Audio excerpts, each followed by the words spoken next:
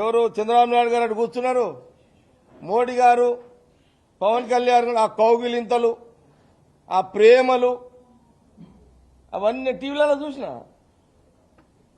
మరి ఆయన కూడా మరి పవన్ కళ్యాణ్ గారు కూడా మరి ఆడ ఉపన్యాసం దంచిండు. అది కూడా ఆయన ఉపన్యాసం విన్నా. మీ టీవీలలో అయితే గంట వేసి ఆ రోజున చూసిన.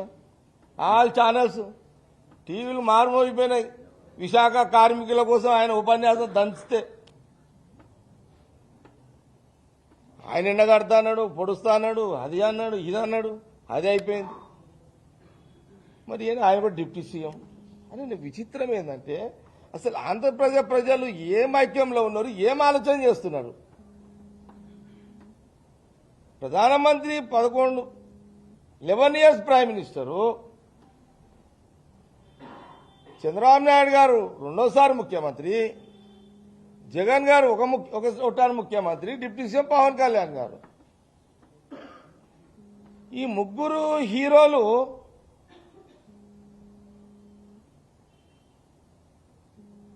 అంటే ఇది యాక్టింగా? ఇంత దారుణమైన యాక్టింగా ఇది? ఇది ఎందుకు గమనిస్తలేరు? ఇది జీవితంతో కూడుకున్న స్టీల్ ప్లాంట్.